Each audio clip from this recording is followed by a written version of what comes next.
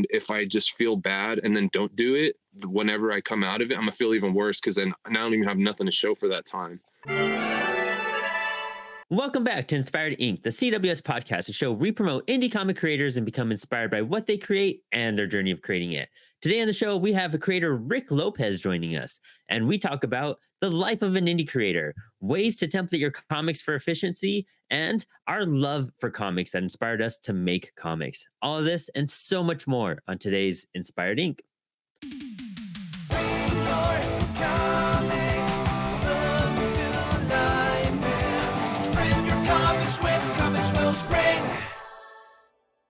I noticed you table a lot, like outside of like your actual like comic book conventions. You're always setting up like at parks and like art exhibits and everything too, right? Like how do you Yeah, I go try to about hit a that? lot of the art walks up here. There's Oh, there's one we get locally. When it gets cold, it kind of goes away for a little while. So I'm waiting for that one to come back. But there's a one down in Riverside that's real close to me, and it's only $15. So it's like I always make money there, that's and it's like cool. such a chill spot. Like I think it's from 6 to 9. But if you get there early enough and sign in, you could start setting up and have your shit by 5. And like it's this huge 5 blocks of walkway that like the public go through, and there's all this food around you and everything. So it's like I've never not made money there. Dude, that's so cool finding something like that. I think, Yeah, I don't that know, one's really finding nice. avenues that way to make money in that sense is such a good way. Like the way I've kind of been like watching your Instagram and seeing like how you pop up and what conventions you're popping up at. And I feel like you have like a lot of like really good following and success through that. Do you think conventions do just as much good for you as like tabling at like an art walk or like a local event sometimes? I mean, the cons are going to be better for sure, but like I've met some really cool people through just the art walks and stuff, especially at Riverside, because there's a lot of like art exhibits, there's museums and stuff right there. So you'll meet the people that work there and people that know people around there. Oh, nice. So it's like those are good for that. And then like just trying, because that's the thing. Like I feel like my reach is like everywhere but local. So like Mm. you know what I mean. So I'm like trying to show people in my local area, which usually like at our art walks I get called the comic guy because nobody makes comics up here. It's like That's kind of all cool. crafts or like fan stuff. I feel like those are kind of what those type of like art walks and like gatherings like city gatherings and whatnot, like you're going to be the one popping out. I actually went to a comic book making class here in Winchester, Virginia, where I live, and I was the only person making comics there. Like That's everyone crazy. else was just popping in for like arts and crafts type of stuff and hanging out and trying to learn, but I was the only one that was like, oh, I've done all this before, check this out, like, and Right. I got to promote stuff. I think that local reach is probably one of the best avenues because at least when there's nothing going on for you to travel, there's probably Yeah. something going on, locally, especially in those winter months, like you were saying. I mean, there's always some sort of Christmas, Thanksgiving pop-up Yeah. exhibit type of thing to do. Um, that's Those really are, cool. Do you have I will say shops those that are support you? like a little bit harder though than like a Oh, Comic okay. Con in the sense, just like because I mean a lot of people they're there to buy stuff that they already recognize, you know. Oh, that's true. At least Yeah. that's the So you're gist of kind of what I selling what get. you And do. like the scene, it's not usually readers or like at those ones. I'll often get people saying like, "Oh, I've never read a comic before," or "I haven't read comics in forever." Oh, that's rad. That's interesting. And then coming across your artwork too is like one of those cool things. Is like if someone hasn't read a comic or come across a book and then they see your stuff on the stand, I think that's like a really exciting thing because you have such a like 70s, like almost like European yet Kirby X like way of looking at the page. I don't know, your art is just out there and it's very trippy and it's very psychedelic. Even like your main story that you're working on, like this kid and just like how he kind of brings about this like kind of crazy universe and whatnot. I love it. I think it's super cool. Where did some of that like come from, that inspiration to like make your art and shape it the way it's been shaped over the years? First off, I definitely appreciate that. I really appreciate that a lot because I know we can like toil alone for so long and then just kind of like I don't know. I feel like I'm circling the drain sometimes. I feel you. Yeah, no, definitely. Yeah, dude. I Um, mean, yours actually. I have your poster right up. It's right up there. It's right I out of the remember you frame. showed I'll bring me. it up Yeah, right now. But I love having that. It was one of the like I get so many art pieces from creators, but I was like, man, Rick's is fucking dope. This needs to go up. Like it's just eye catching, you know, almost as yeah, like an Aztec, a cosmic Aztecian design and whatnot. I feel that. Yeah, that was actually for a pinup for this dude Daniel Moeller. It was for his Psychonaut Presents book, so it was like right up my alley. Oh, it's rad. Yeah, that one was a lot of fun. Um, I mean, like for the power specifically, I know like Flex Mentallo as far like is a pretty big influence up there just for the like the 4 issue deal, and that's where like kind of the idea spawned off of as well in a Man, sense. one of my top books, dude. Flex Mentallo. I rave about this. I try to get people Yeah, to read this book as much as possible. same. Great I love call out. that Frank book. Quitely's art out of this universe. Hmm. Yeah, Quietly Morrison. Morrison's like my favorite writer of all time. So yeah, that one's Same. definitely high up there for me. And then like the meta stuff for sure. Animal Man was a big influence. And like I'm starting to realize more those old like the Wall or the Pink Floyd videos where there's like those pivot points and where something will move and transform into something else. I think those are Yeah. like really like influential on me, like just on a visual level. I think a lot of that stuff Oh, really that's speaks to me a lot, awesome. and it's really influenced a lot of my work, I think. Oh, that's so cool, dude. That all kind of adds up and makes sense now that I think about it. We've never really like discussed what you were into before when we first met. Right. But dude, yeah, like Frank Whiteley and how he's able to like really just like resculpt the page. I feel, and I feel like I could definitely kind of sense that influence there, especially when you look at his work on like We Three, We Three. Yeah, and We Three is big yeah, too. Yeah, dude, there's Spider-Man that are crazy. one page where it's just like I think it's like bullets or something, and it looks 3D almost the Hmm. way you look at it, and I could totally get that. Your pages do kind of suck you into a dimension, into like I can imagine an Invisibles vibe going through a lot of your work, Yeah, man. The Invisible's my favorite comic for sure. It's so good. Yeah, same here. Not a lot. It's cool because not a lot of people I know have read stuff like the Invisibles or like even like Sea Guy. Did you ever check out that Yeah, stuff? yeah, I Yeah, did see yeah, that too. dude. I'll Bizarre. bring it with me. If you know Tony Wolf at all, Oh yeah.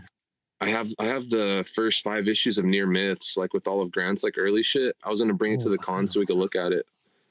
Oh wow. I think I have a couple of those. I gotta dig through a box. I might Yeah, know where with one all the is at. Gideon Stargrave stuff, I have all that stuff.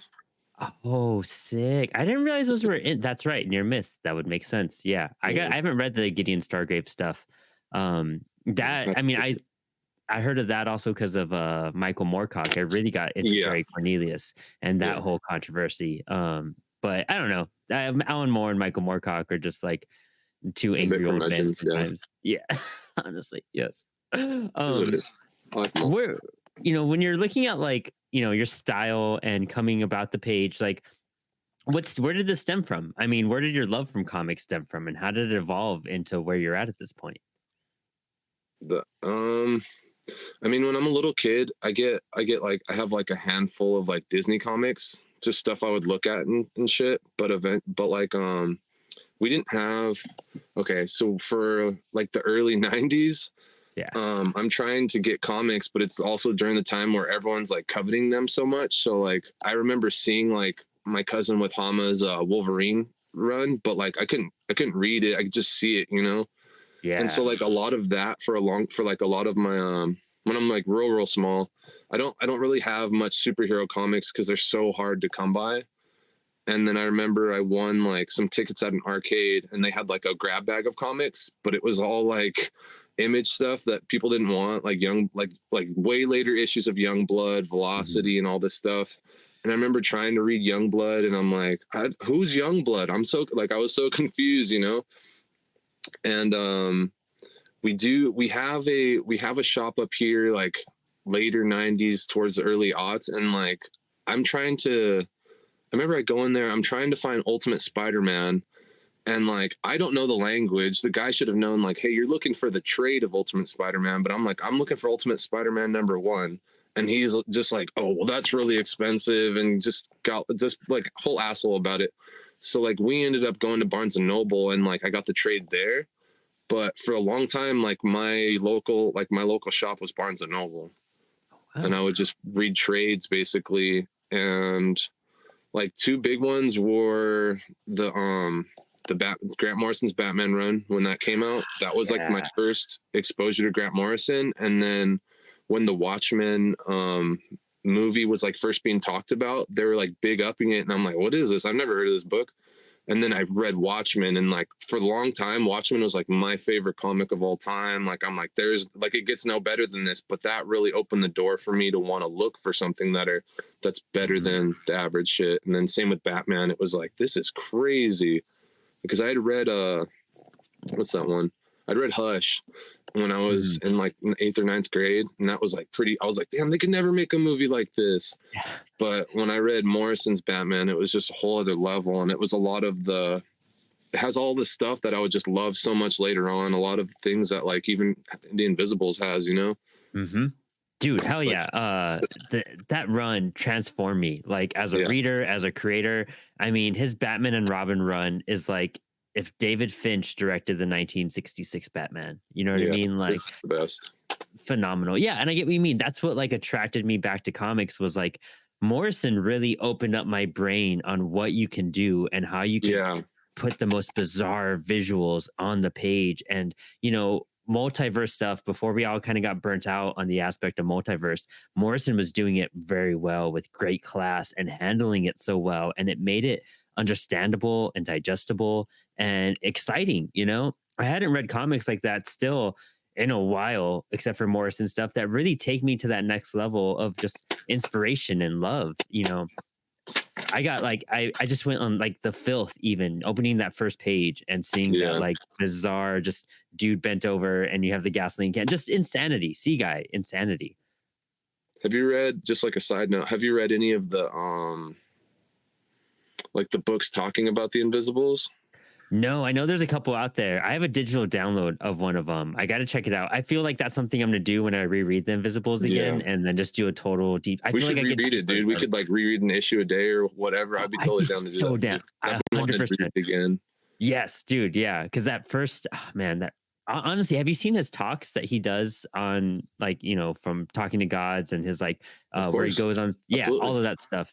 That's where it opened me up, and I started doing sigils, and even in Teenage Babylon, I made like sigil Oh, magic wow. when I was making that comic. Yeah. That's really sick. In September of 2022, he did a live talk in LA. Oh yeah.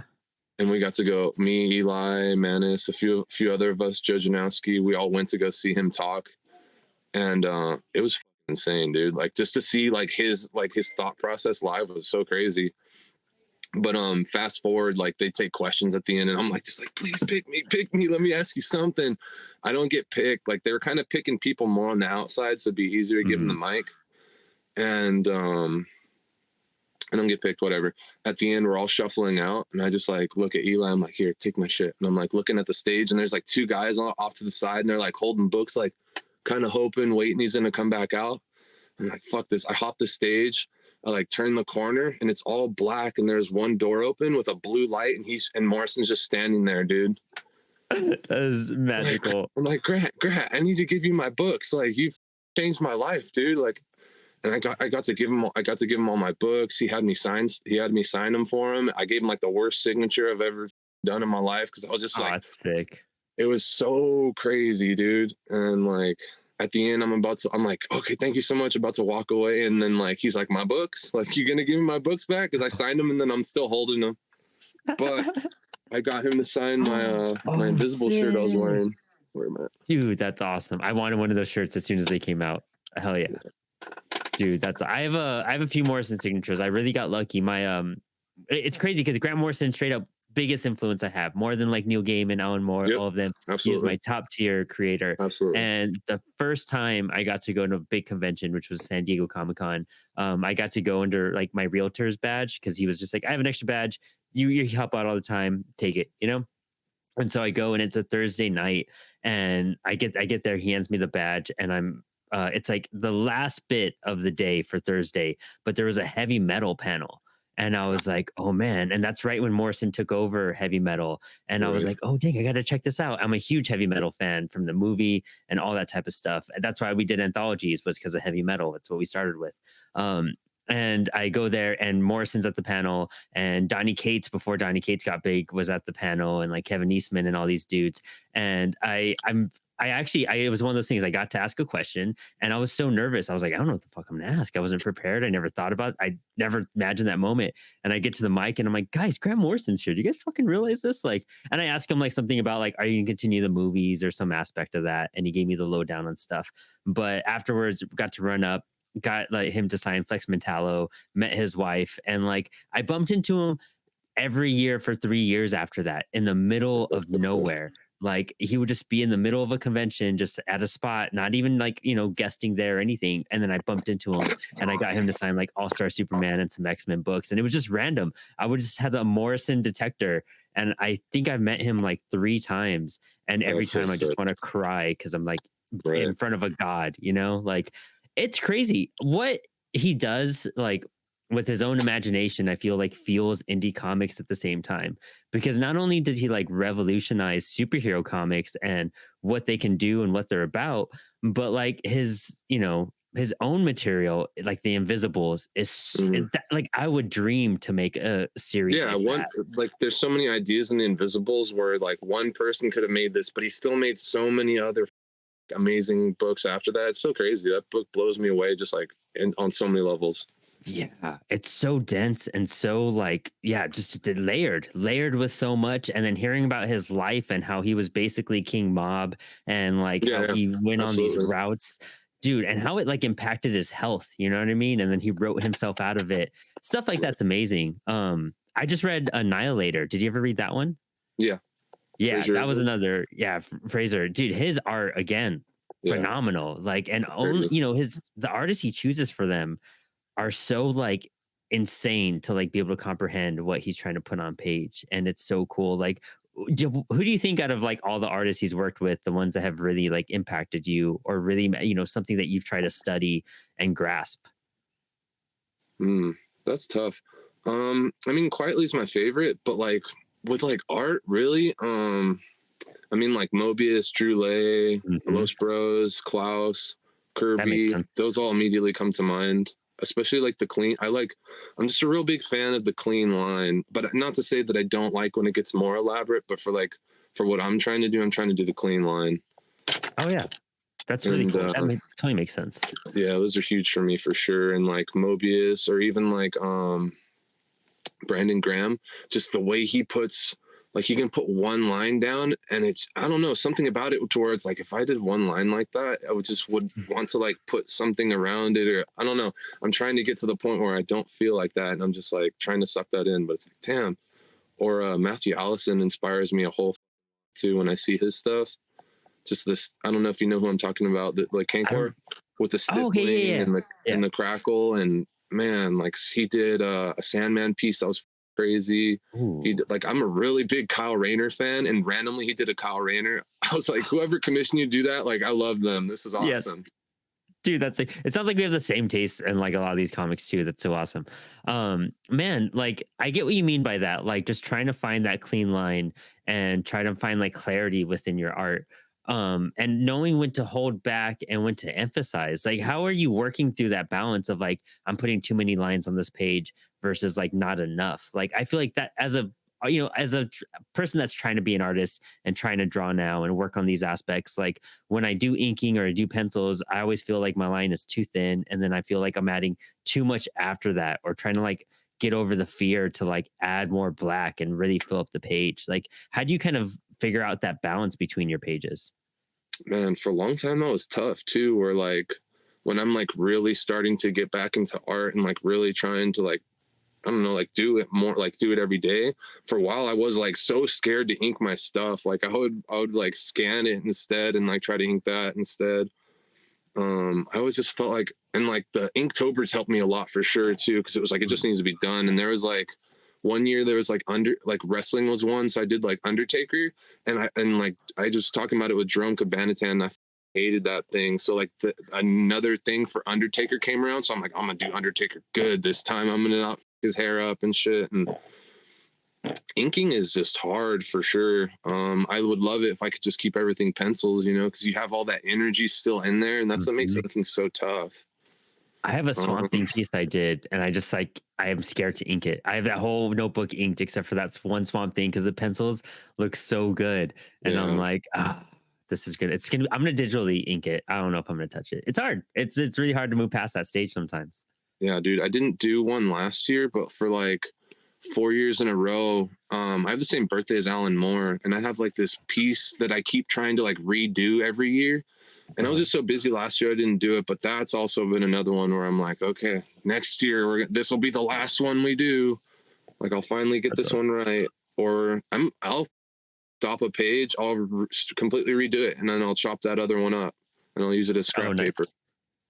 Like I do that a whole lot. I started doing that on Image Grand Design, and I think that like took the preciousness away from some of the stuff too. And then next panel press, just having the deadlines every other Sunday for me, it's like it has to be done. It just needs to be done. So it's So kind of just working through that anxiety and just knowing you have to finish the piece. Like it's really yeah, like when it comes down to it, bottom line, it's like I can't do this because it just needs to be done. And those deadlines definitely help with something like that. You know, Inktober was great with it. You're right, because that's when I do the yeah, bulk of my drawing every year. And I try I'll to be keep done. up or try to get like 25 out of 31 days. You know what I mean? At least because life pops up and whatnot. But you know, even I'm not that fast, so I just pencil everything out and then Yeah, I go back and I ink it on my own time. But I feel like that's enhanced me as an artist and really helped my skills of just understanding, you know, and forcing myself to get down every day. And at least for a month out of the year, I'm at the drawing board just working at it nonstop. yeah. That's I I every time we do like get to talk to like some pro or anything, I always try to ask them about schedule or how they like manage it, and I rarely get any answers that are good, or at least like they all seem to do the same thing where we just kind of just I don't know, you just kind of grind yourself into the ground and then you start over then again the next day.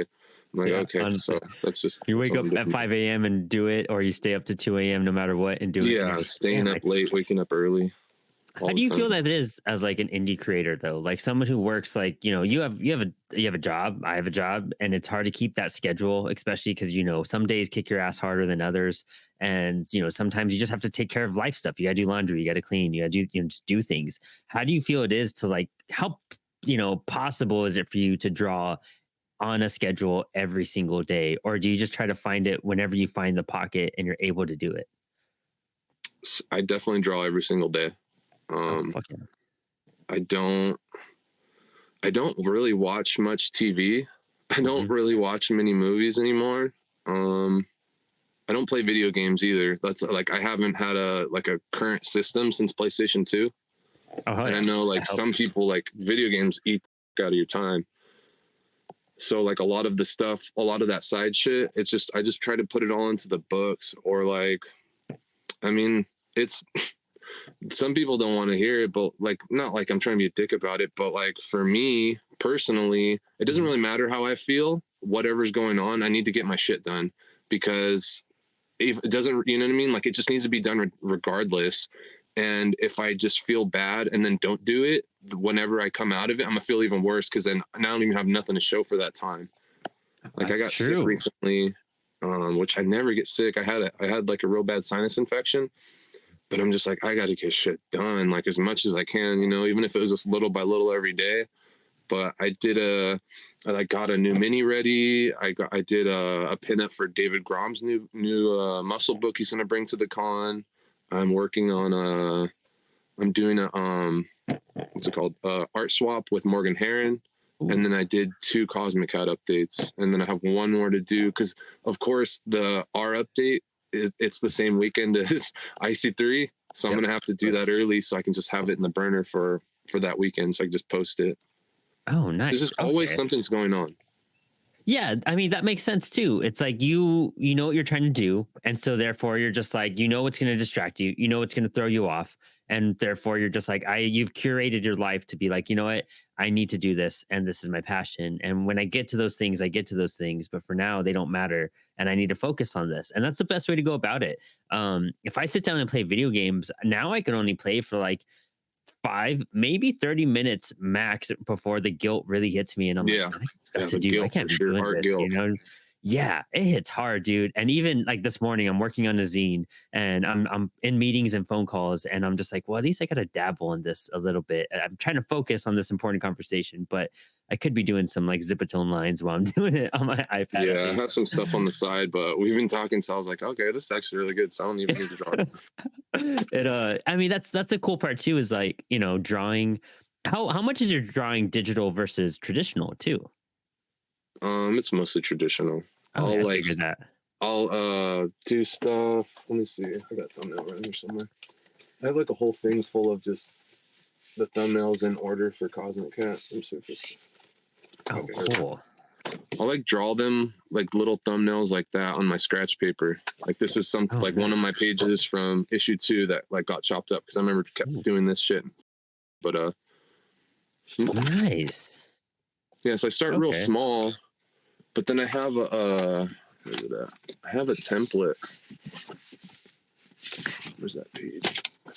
I have a template that I print everything onto. So like Oh, rad. I made the 8-panel template on Procreate for Cosmic Cat. So when I take my thumbnails, I put them into my template and then I print them out and I'll go in and clean it all up. Oh, rad. And then I Okay. measured out like the lettering on here already, so it's like there's the lines. If I erase the words, like the lettering lines don't go away. Nice. Just little Damn, stuff that's like so that to try and cool. help save time. But like that template really helps a lot. I couldn't do something like that for the Power, but it really helps for Cosmic Cat. Oh, dude, that's brilliant. Because then you invest that time into making the template, and I'm sure that took a while and maybe some trial and error to some extent. But Yeah, like since then, it's like speeds it you're up. working at hyper speed. You're avoiding all those things. And when you Yeah. prep your lines for lettering, are you just putting the lines down the entire page? Is that what I saw right? So Or is with it just on Cosmic Cat, I specific have spots? like 2 rows at the top and then 2 rows at the bottom. So Oh, typically on like cool. a Cosmic Cat strip, it's the words are really going to be at the top or the bottom. So I try and like make sure all the main shit's in the middle, or like Okay. something like this. Where am I at? Sorry, something like this. That's not. I'm not. Don't have to worry about that. Or like a big one, they'll be like off to this side and then off on the adjacent corner, and then like the Nice. next will be down there. So it's like I have like the formula pretty much down for how I make them now. Sometimes they will break up, like this top one instead of being two, it's one big panel, and like same at the bottom right here. And are you following that exact panel order for all? You just have that template for the panels, or do you try to like bounce around the panels and mix them up a little bit, or you just that's the template for the comic? It's been 8. The first 4 strips I did, they were 4, like they were Uh-huh. half pages, and then like when I got to like the 5th strip, I'm like I should just make these full pages, and then so every update I'm getting a whole page, and I'm like closer to a book. And Oh, then sick. a few of them like 6 and 11, I know that I did double pages, so it like helped me bump the like fix the original pages I did. But I've been going backwards already. Let me see if I have the original. I've been going backwards and trying to, because I want to do a full like a standard size printing. I want to do it with Comix Wellspring for this one, because I've been just doing it with minis just to show Okay. like to show the strip off. But I've been redoing like full pages. So let me It's a see if smart I can idea find. for minis for sure too. Oh, hell yeah.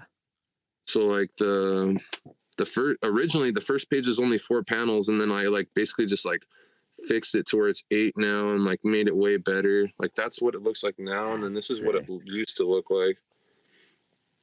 And then after so long of drawing him too, like he just doesn't quite look the same, you know. Mhm. Yeah. So it's like I've gotten him more on model now, and after a couple of years, it was like I don't really want to give out these minis of how Cosmic Cat looked 2 years ago. You know what I mean? This is the original strip. There you go. Yeah. It's not Dude, quite as that's elaborate dope. or as on model as that new one. To where like yeah, this is the original for the new one.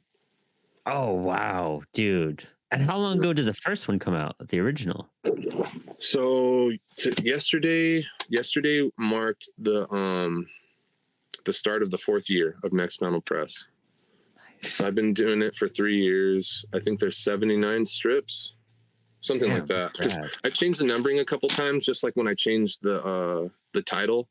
Like it's Okay. been like I didn't change it when I did Barbarian Cat, but when I did like Cosmo Dog, I just did it at 1, and then I came back, and then right now I changed it to Cosmic Cats because he like met this whole multiverse of cats, Mm-hmm. and I just put that at 1, so it would just be less confusing. And I like love that. here, this is a good example. Let me show you this one real quick. So this is what my minis were looking like for a while. Sick. I don't know if you got that one or not. Yeah. But Yeah.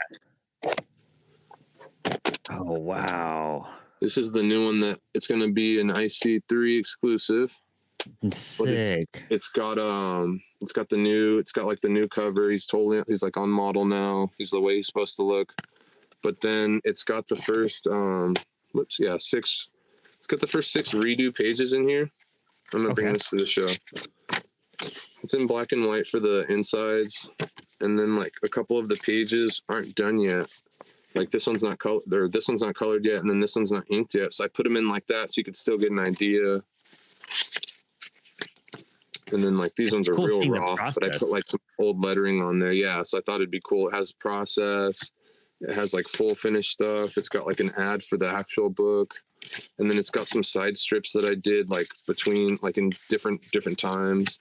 And then it even has this cool pinup from Kevin Anthony Catalan. Sick. Yeah. Dude, that's so awesome. I think that's so helpful even for like me, and I'm sure if it's helping me right away, then like a lot of creators are going to like this too. But like, figuring out that template and having your lettering lines prepped, like giving yourself a small goal and building upon it to create like a full book. Like there's so many things you're doing with Cosmic Cat right now that is so like almost vital to enhance any creator. If anyone tries to follow a similar formula with an idea or a story or a book, they're only going to better themselves. And you could even tell how it's made your artwork go from one stage to the next. And that's really remarkable in that commitment. And to like, putting process stuff there in an indie book, I think is so is so like informational for like creators. I could look at that, and if I'm ever stumped and just looking at a final piece, you understand it. You're like, this is cool, this is badass, but how did we get here? And helping other creators find that way and give them those ideas, that's like so beneficial. As a visual learner, like that's just analyzing it and being like, okay, if I follow a formula like this, I can get work done. And I think some people just need that, and to see how like doable it is, and how they could find those shortcuts and cheat codes to make it, come to life basically. That's what I try to tell, like at cons or even at some of the art events too. Like you'll get like the moms that come up like, oh, he draws too, or she draws too, like talking about their kids.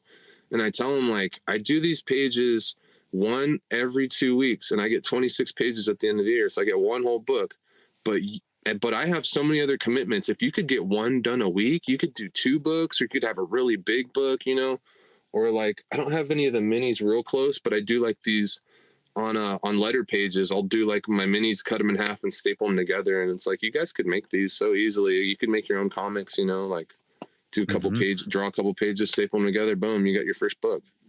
Making it accessible, like that's the cool part, and showing people that, I was that comic book making class I was telling you about, the instructor Laura was like super amazing, because she kind of broke things down really simply. We did a 6-panel comic, and we did it off, she's like, think of a memory, and then one panel is going to be an object, one panel is going to represent a scent, and then one is going to have contrasting image and text. And then you have to fill in the other 3. You already have 3 panels done. You just need to fill in the other 3 and like weave together a narrative. And it's like, okay, we're not worried about story structure here. We're not worried about like arcs, or we're not trying to tell like a full-fledged thing. You're just trying to like get the idea out and on paper.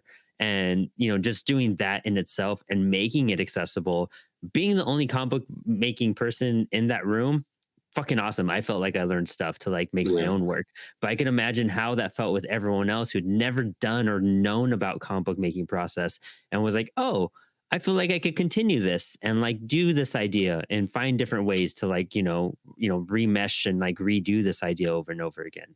Right. And like, oh, here we go. So I'll do like these like double-sided and cut them in half. Ooh. and then you could just staple them together. And those are what I give out at like cons and stuff too. So and I'll tell them it's like a more fun business card, but I feel like it's just the likelihood of them throwing it away is probably a little bit less than just a regular business card. Yeah, I toss a QR code on the back of my mini comics, and that just sends them to the link tree, and that just like, yeah, it's super awesome business card. Shows Yeah, your comic, shows your work, sends you to like your profile so you can yeah, get all some your attention info. later on. That's the best way to do it. And as a creator, you're right. Nobody's gonna want to just throw it away. If I have a business card, I'm gonna forget about it, or it goes in a pile. I'm never gonna see it. At Yeah, least the this business like card is makes a it in a random pile. stack. Yeah, exactly. I have a whole book of just business cards, and I'm like, one Mm, day I'm gonna go through them all and find all these people, but I just forget. yeah, Um, that's really cool. That's interesting how you're finding just every constructive way to get your art out there and make it like out there to people, finding it like not overbearing. You're not putting out like huge books, and you're finding ways to like minimize your workload, but also enhance it tenfold. Like you're creating a whole schedule for you, and you're spitting out art like crazy. But it's very like it sounds like you could tackle it on really well, and that's hard to say for a lot of projects. Sometimes the projects feel so daunting, a 6-issue series, etc. Like you're trying to do these big graphic novels all at once, or just even one big book. But like this comic book strip format, if you could tell a fun story in 6 to 8 panels, dude, you're just going to grow and get better and better. And yeah, I think a lot of people forget to revert back to that smaller aspect first before they do something big. right. Like with the power, it's a lot less like narrative. So it was like kind of like it was like not a layup, but like it gave me, it was a little bit easier for me to deal with like initially, to where now with like Cosmic Cat, and even then like my ideas were so small in the beginning with what Cosmic Cat was going to be, and like that was like the best thing. I hadn't invested too much world building into it, and like each strip I kind of like, okay, this will happen now, and then this will happen now, and then eventually it just snowballed on its own to where now like I could like I see where it's gonna go. I know about where it's gonna end. Like we're not close, but I have an idea now, and I have like this roadmap. Okay, we're gonna hit this stop. We're gonna hit this stop. We're gonna hit this stop. But the stuff in the middle is still like a little ambiguous as to what it's actually gonna be. Oh, cool. I mean, there again, I mean, if a creator is trying to like just get started and get going piece by piece, Yeah, one foot in front simple. of the Keep other. it simple. When Yeah. I when I ask people, or if people we talk about next panel press with other people, I'm like, you can do any format you want. You could do one panel. You could do a full page. You do black and white. You could do color, but just make it something that you're gonna want to do like each time, not something you're gonna want to like just fucking just be so bummed over, like, God, this is so much, or just keep Mhm. it really, really simple. And eventually it'll probably just snowball anyways, like on its own, but it'll be more manageable at that point. You'll have an idea of what it is and what you want out of it. And like I love Cosmic Cat. I feel like I agree with a lot of stuff you said, but even like on like just the material level, I feel like the things I can do like a whole story with him, but then I still have like fun side strips that I do with him, or like little things Mhm. like that, little fake ads. I've had people that just like cats buy stuff from me because like, oh, a cat, and they got that. Or I'll tell some people like about like, oh yeah, this is the power. It's a 4-issue mini series, and like it's my fucking book from my heart to the universe, and blah blah blah. Like, oh yeah, that's great. Tell me about that cat with the joint though. Honestly, dude, animals sell no matter what. Yeah, We were just having a call about this.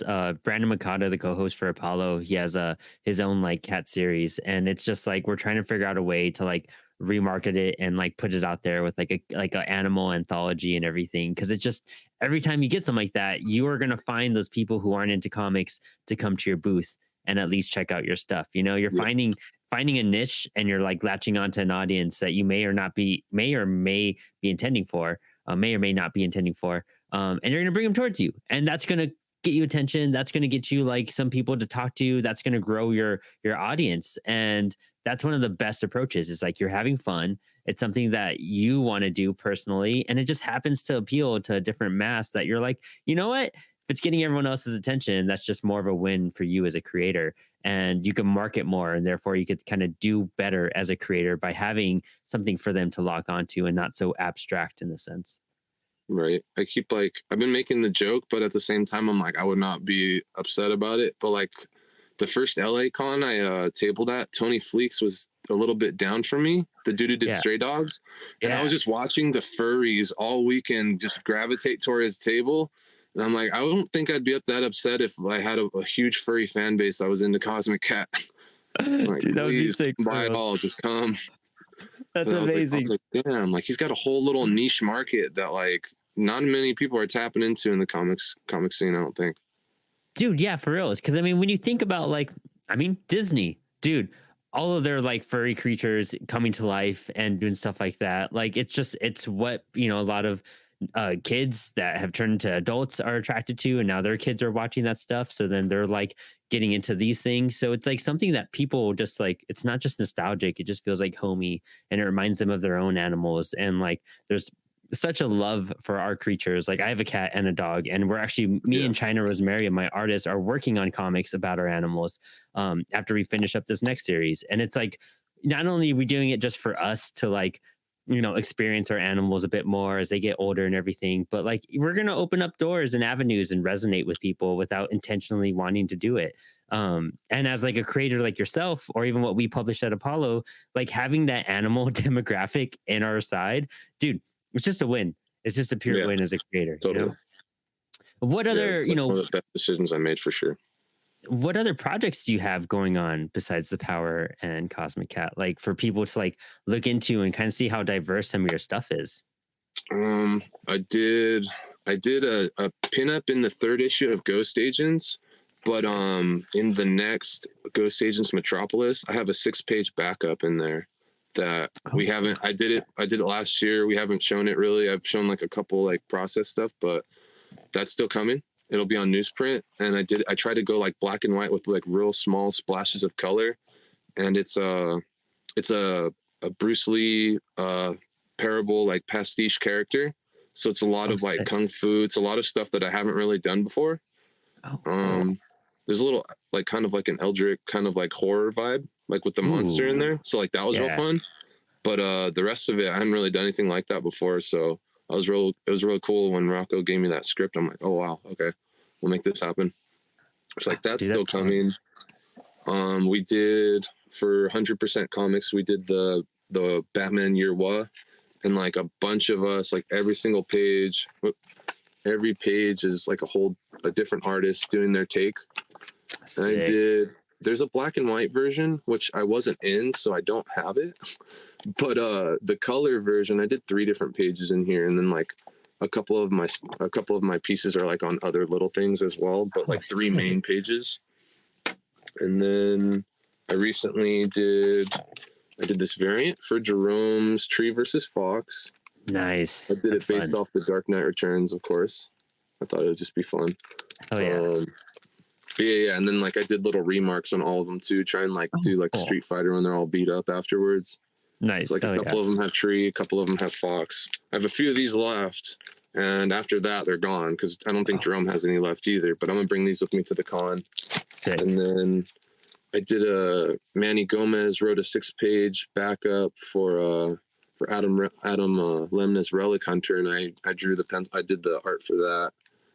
Like you see, I got signed Adam and Missimo. Missimo did the colors on the cover. Manny will be at the con, so I'll get him to sign it finally too. Nice. Outside of that, I did. What's this one? Oh yeah, this is the pinup that I did for David Grom's Muscle book. That's cool. The character's called Sunshine, but when he was a kid, he didn't know any of the names. So this is Brickman. Oh wow, that's rad.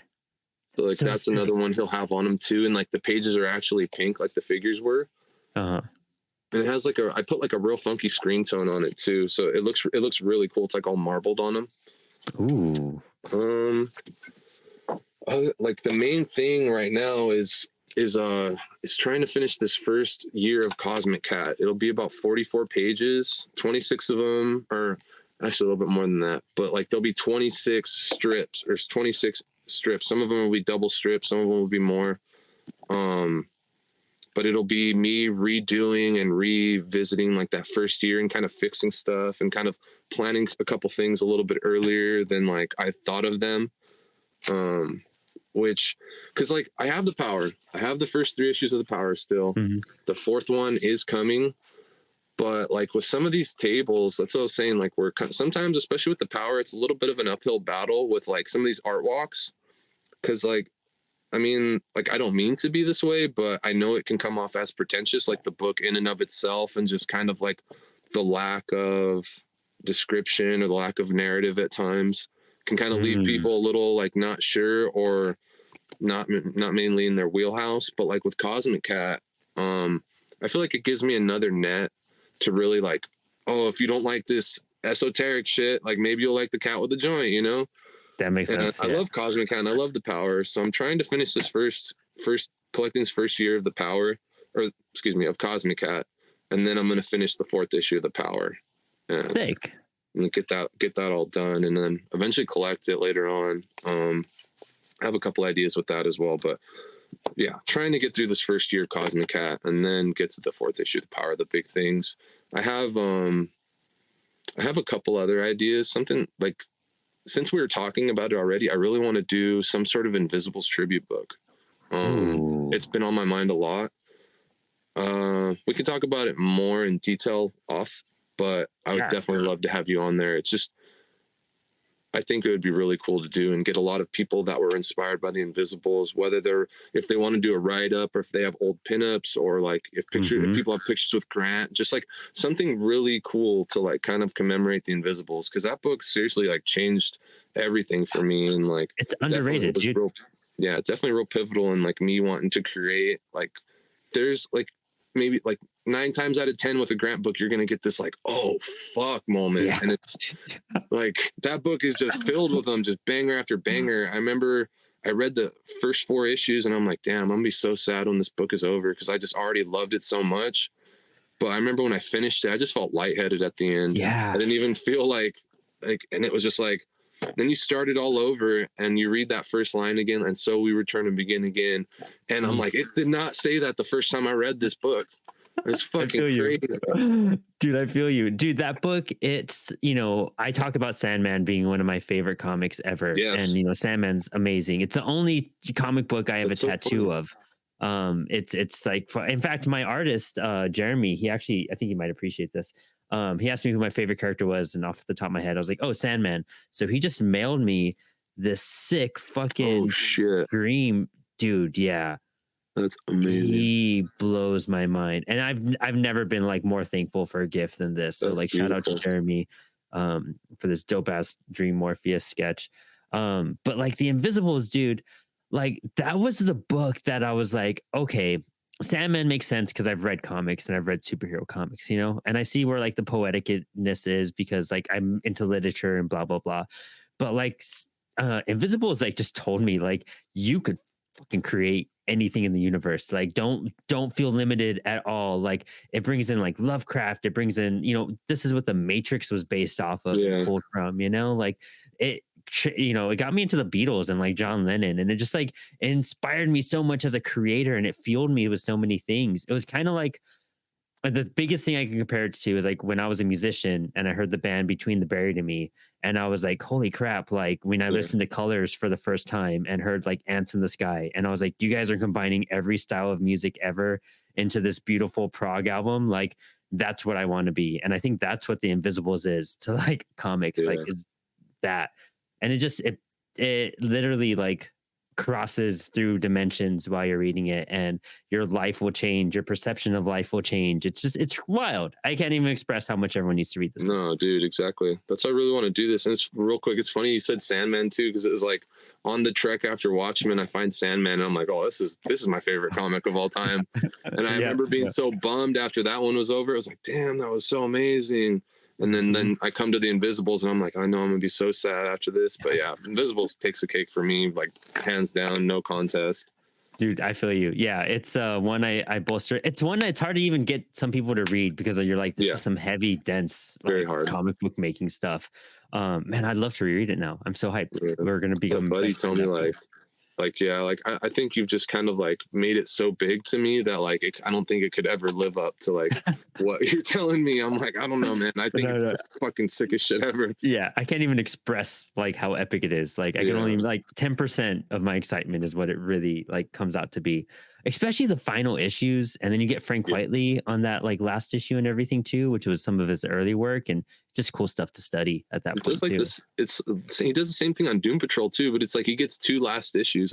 I was like, how do you get two Oh, last yeah. issues? That's crazy. Yeah, honestly, yeah. His It's Doom so Patrol good. run, again, probably my favorite out of all of them. Brought the most abstract ideas, gave me like faith into being weird and like wanting to think like differently. Just like his X-Men run, like I feel like his X-Men run is totally underrated because of what it did, and they kind of just like took it off of like the X-Men radar for everyone. You know, Yeah, like it's not even part of their continuity really.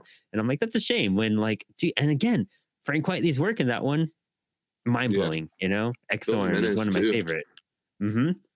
I liked when because I'd read the Invisibles before I went back to that one, and like when you go to the end and it's like Jimenez doing like Xavier and Jean, I'm like, this is fucking Mob and Ragged Cool Robin. Let's stuff. go. Yes, dude, yes. Dude, yeah, it's good stuff. And I mean, that's all stuff to like, you know, as a creator, study that, you know, like Hmm. study those big ideas and try to make sense of them and do what you're doing. Like, kind of get that influence and construct it, make something small out of it, and you'll see it blow up and explode and see your, you know, inspiration and your ideas explode out of there. But you just got to see how much you can do and harness that and then learn how to make that happen. You know, Morrison is just a professional at like getting a small Yeah, idea and just blowing it up like crazy, you know? Flex Mentallo is a perfect example. Talk about a 4 issue series that just can totally transform the landscape. Like that's it. Flex Mentallo is a top tier, just narrative and art book. yeah. Like whew, amazing stuff. I can talk about Morrison all day. I could turn this into a Damn, dude. Morrison I hear you. podcast if I could do that.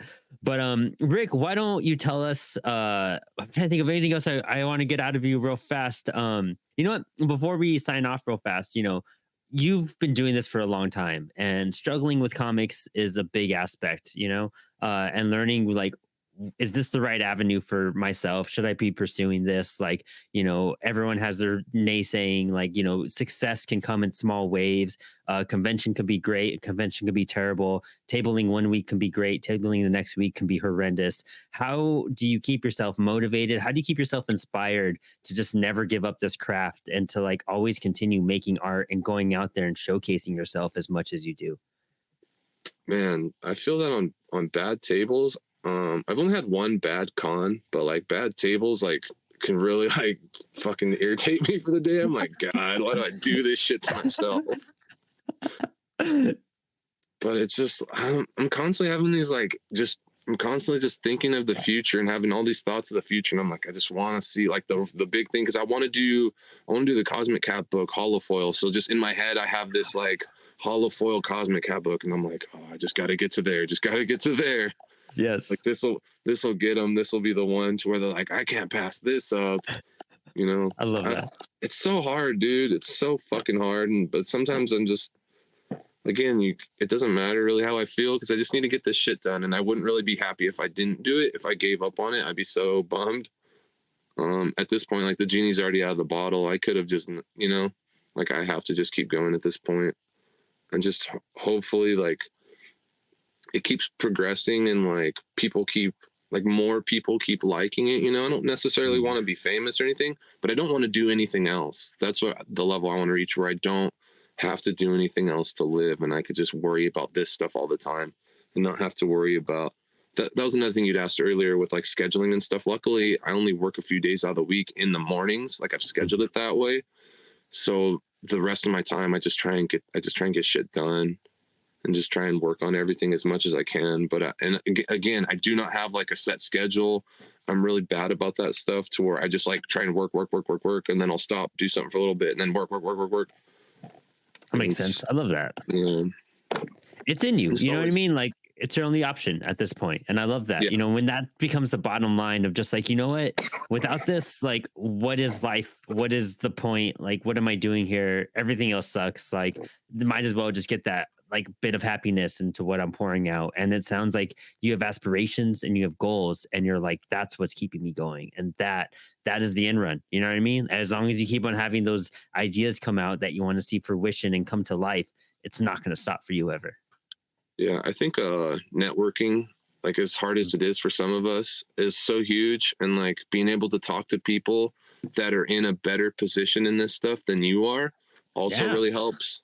Like I've talked to a lot of professionals like over Zoom and stuff like that, but Chris Anderson a lot inspires the fuck out of me and really will tell me a lot of things to try and help. Like when I'm like I'll like go off in a group chat, like just because I'm just like I'm saying, like, you know, you get so like lost in all the shit, you're just like, I'm circling the fucking drain here. And like Chris is just like, everything's gonna be okay, just keep like doing what you're doing basically. And you know, and that stuff helps just from people that are in higher position than you, you know, like just trying to meet people that have been doing this longer than you, that have had more exposure and experience than you. And networking in general, I think, like I wouldn't, like Eli Schwab, I wouldn't have done so many different things without Eli and the group that he runs on Facebook. That really changed my life forever. And Eli alone has done just so much for me personally, that I can't like this is on, like, Eli, I hope you see this later on, but like this is on my desk at all times, you know. Uh, This is from SDCC. That was, if I never get to go, like from now on, like I've never been to San Diego until last year. And but oh, now I'm sick. like, if I don't get to, like, anytime I won't get to go, I'll be so sad. Dude, I feel you. That was my first time I ever got to table at San Diego Comic Con, the year I met you and everything. But luckily I'd been able to visit it. But now I'm just like, man, if I don't get to table there again, it's gonna hurt. Like that was the funnest experience, and it's cool. That's so rad that you were there while I was running around out of all times doing what I was doing, because that's how we Yeah. got to meet and get some stuff. That's so rad, dude. Um, I love that. You know, it's one of those things. Like I totally feel what you mean, because every time I do these episodes, every time I talk to another creator, it helps fuel me, and it helps, Mm. like, you know, I see what you guys are doing, and it makes me believe like how possible it is. So then like my art skills, I'm a writer, and so now I'm trying to make art and do all this stuff and trying to like dive into comics and making my own stuff. And it's always inspiring. I get off of a call and I'm like, man, I'm gonna go draw, I'm gonna go work on something. Yeah. And just listening to like the processes and the ideas, like for me personally, like I take all this in and I try to apply it to myself. The show is like really more beneficial for me than almost any Oh, one of our absolutely. listeners, because I'm just taking it all in and I'm going to put it towards my comics. And I love that. So, you know, thank you for all the insight and the ideas that I'm going to steal from you. Yeah, absolutely, dude. All the cool I think stuff. that's the template's a godsend, dude. And if more people can like figure out their template, like it just, Mhm. I do my little sketches and I'm like, yeah, that looks about good. Scan them, put them in the spots, kind of move them around so the lettering's not like in the way. And then it's like, all right, print that shit, clean it up, let's ink it. So And like amazing. Yeah. 'cause at first, real quick, at first I just had the panel borders, and I'd have to put down the lettering, and like I'll be like, oh no, not like that, and then I'd be like, ah shit, fucked up the lettering line, have to put it again, and then I'm like, let's put it down on there too, so we don't have to worry about it anymore. I could just erase freely and not even think about it. Man, we're gonna be doing a like a live drawings thing pretty soon here at Inspired Ink. So I'll keep you posted on that. And I would love Yeah, to dude. get like a cool like tutorial on how you set up the page and how to make a template and whatnot. And then also just doing some fun drawings and whatnot too together. Yeah, I'm super But down, dude. I'll keep you on that list and we'll put you on that. That'll be coming out, you know, pretty soon in the next couple months. It's in the working. But that'll be really exciting. And I think really informal, because a lot of us are, you know, seeing visually and doing it together and having a little workshop like that. Just a lot of fun for anyone watching and asking questions at that same time too. And I think it's going to streamline a lot of people, I feel. Yeah, dude, totally. And we'll have to talk more about that Invisibles book too. I Oh, have a hell lot to yeah. say about that thing. I don't want to Dude, say it all yeah. here yet because it hasn't Down materialized yet. 100%.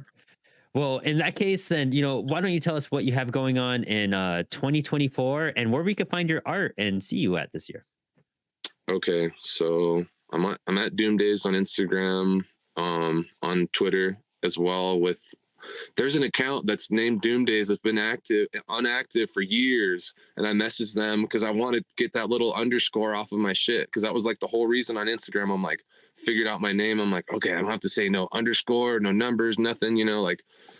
So yeah, Doom Days anywhere you're gonna find me. Facebook, Rick Lopez cartoonist, or Rick Lopez if I know you, you can add me or whatever. But Next Panel Press, We have over a dozen artists on there. All of our series are in the story highlights, so you can go through and read every single strip that's been done so far. You could go read all of Cosmic Cat as of right now. I have all of it in this story highlights on both of them. I'm gonna be at Indie Creator Comic Con on March 9th next weekend, which is pretty crazy. It's so close already. I know. Yeah. We're gonna be tabling at WonderCon at the end of March. Cool. Me, Adam, Eli, Chris Anderson. Me, Adam Lemna, Eli Schwab, Chris Anderson. And then I applied for, what was it, Rose City Comic Con. I applied for, I'm waiting for the email back from Heroes. I'm waiting for the SPX lottery goes up on next month on the 18th. Trying to think of what else. LA Comic Con. I've been invited there the last 2 years, so I'm like assuming I'll be there. Yeah. But that'll be in October. And then I really, really hope I'm at San Diego again this year. That would just make that would just be the shit. That was crazy. That was the fucking sickest con I've ever been to. Like, I sold so much shit. It was crazy. It's amazing. I can't, Yeah. I hope so. I hope I get to bounce back there too. Cause it's a fun time. It's a party for like 4 days and it's just nonstop. Yeah. And it's Shout out Greg Horn. He hooked us up. But yeah. Sick.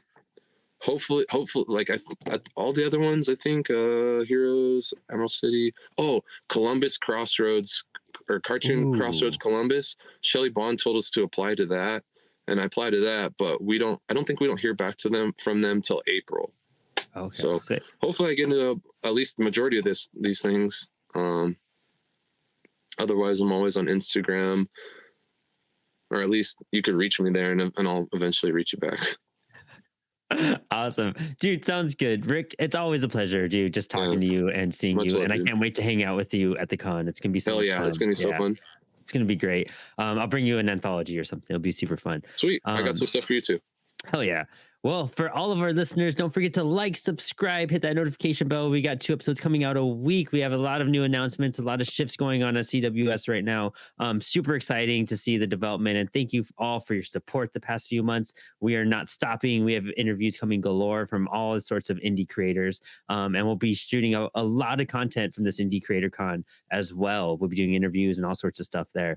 And as always, stay creative, stay inspired. Oh, wait, what's my thanks for hanging, stay creative, and stay inspired. Later, guys. Looking for high quality printing, fast turnaround, and the industry's best customer service? Look no further than Comix Wellspring. Trusted by thousands of indie comic creators, Comix Wellspring is proven to be the go-to comic book printer. So when you're ready to bring your comic books to life, go to comicswellspring.com and be sure to check out one of the best platforms to sell your physical and digital comics online, the CWS Bookstore. Remember to subscribe, hit that notification bell to see our lives come out twice every single week on YouTube and podcast platforms. And also tag us when you share your favorite episodes and moments from the show. And remember, creators, thanks for hanging, keep creating, and stay inspired.